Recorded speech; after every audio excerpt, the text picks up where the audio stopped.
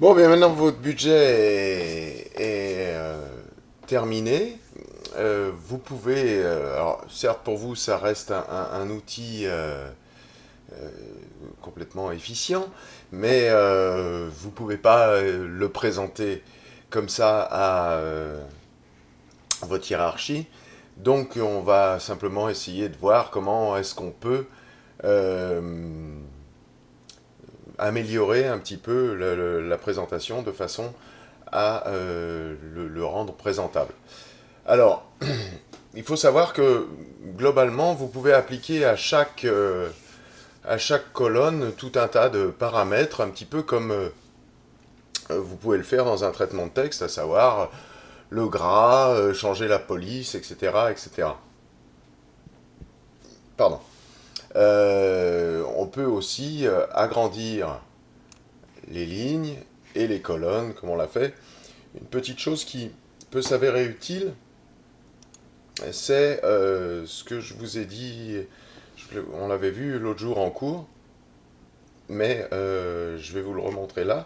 Donc là, on va déjà essayer d'ajuster un petit peu la largeur des colonnes pour que tout soit lisible et qu'il n'y ait pas de place de prise inutile, comme là par exemple. Hein, voilà. On peut appeler cette colonne par exemple total.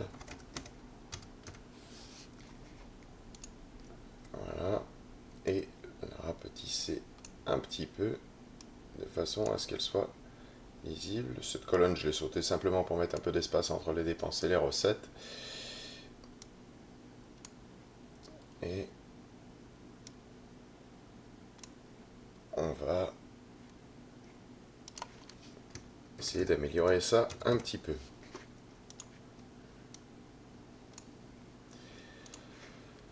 Donc on a vu tout à l'heure, l'autre jour, et on va le revoir là, comment aligner par exemple le mot dépense sur plusieurs colonnes. Pour ce faire, ben, je vais le couper ici parce que donc, couper c'est CTRL X et je vais le coller dans celle-ci. Coller. Donc je voudrais par contre que le mot dépense s'étale sur toutes les colonnes. Pour ce faire, je sélectionne en cliquant toutes les colonnes et je vais aller dans Format, fusionner les cellules, fusionner et centrer les cellules. Hop, et mon mot dépense apparaît comme ça.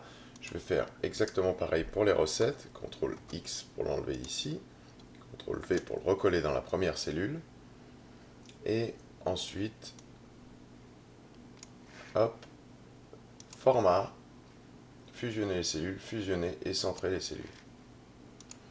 Et vous voyez que du coup, toutes ces cellules n'en deviennent plus qu'une et que mon mot est centré au milieu.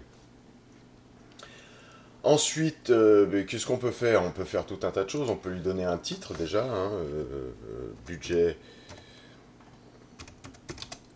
séjour Tartampion.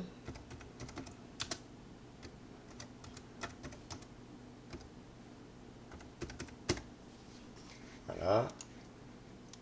Et on va pouvoir modifier la police ou la taille de la police. Alors on voit que par défaut, mon, mon titre est calé sur le bas de la cellule. On peut évidemment changer ça en allant en format, cellule, et là, dans alignement, dans l'onglet alignement, ici, vous pouvez aligner le texte horizontalement et verticalement comme vous le désirez. Donc là, on va simplement le mettre au centre, horizontalement. Voilà. Et c'est pas du tout ce que je voulais faire, donc je fais CTRL Z pour annuler. C'est pas horizontalement que je voulais le changer, c'est verticalement, pardon. Donc cellule, et c'est verticalement que je veux le mettre au centre. Et je fais OK. Et là, vous voyez que mon titre est remonté et qu'il est du coup au milieu du truc. Ensuite, on peut choisir par exemple de mettre un fond spécial sur ces colonnes-là. Pour ce faire, on va dans couleur d'arrière-plan ici, et on va mettre par exemple en gris mon truc. Bon alors c'est pas génial, on va le mettre un gris plus foncé, à 80%, pour pouvoir faire l'effet que je voulais. C'est-à-dire vous montrer que maintenant, certes, le fond est gris, mais en revanche, du coup, on ne lit pas bien ce qui est écrit. Donc on va resélectionner les cellules, et dans couleur de texte, couleur de police, on va aller se mettre sur blanc. Et là, du coup, ça redevient de nouveau lisible. On peut aussi, ce sera peut-être plus joli, centrer le texte dans chaque cellule. Voilà. Et puis ben, on va faire la même chose ici. Hein.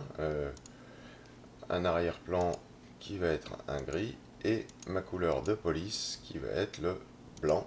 Et on va centrer mes cellules. Voilà, déjà c'est un petit peu plus clair. On va mettre dépenses par exemple en gras. Et recettes en gras aussi. Et puis après, ben, vous avez que l'embarras du choix pour... vous pouvez décider de... Il faut savoir que lorsque vous faites un tableau comme ça, si à l'écran vous avez des lignes de tableau, en réalité, lorsque vous imprimerez, ces lignes-là n'apparaîtront pas. On va le voir dans l'aperçu avec avant impression. Hein, si on fait l'aperçu, on se rend compte que là, je n'ai aucun trait. Si je veux qu'il y ait des traits qui séparent mon tableau, je vais simplement sélectionner les cellules sur lesquelles je veux ajouter des traits, aller ici dans bordure et cliquer sur quadrillage. Je fais pareil de l'autre côté. Je prends les noms aussi. Hop. Et je clique sur quadrillage ici. Voilà. Si je vais de nouveau dans l'aperçu avant impression, je m'aperçois qu'il m'a effectivement mis les traits. C'est déjà un petit peu plus présentable. Ce qu'on peut faire aussi, après, bon, on peut toujours changer tout ce qu'on veut, hein. Mais on va revenir sur l'aperçu avant impression.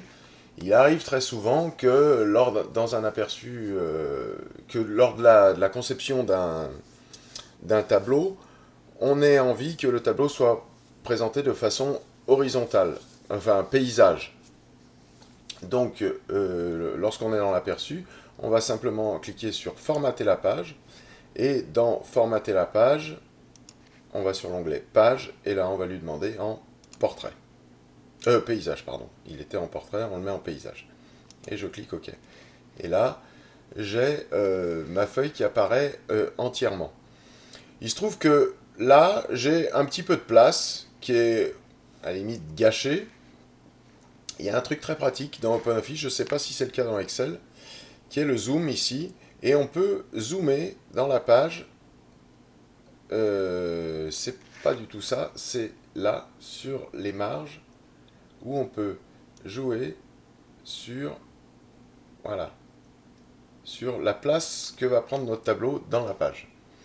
C'est assez pratique lorsqu'on veut mettre en page de façon quasi parfaite des tableaux. Donc là, voilà, ça on a une présentation qui nous convient, si ce n'est que j'ai cet en-tête et ce pied de page qui apparaissent et qui sont pas forcément, que je veux pas forcément voir apparaître dans mon document. Donc je retourne sur formater la page, et là dans en-tête, je vais désactiver l'en-tête, et le pied de page, je vais faire pareil, désactiver le pied de page, et je clique OK. Et là mon aperçu est nickel, je n'ai plus ces numéros de page disgracieux qui apparaissent, et je peux sans problème imprimer ma feuille pour la faire passer à ma hiérarchie ou à la mairie. Voilà.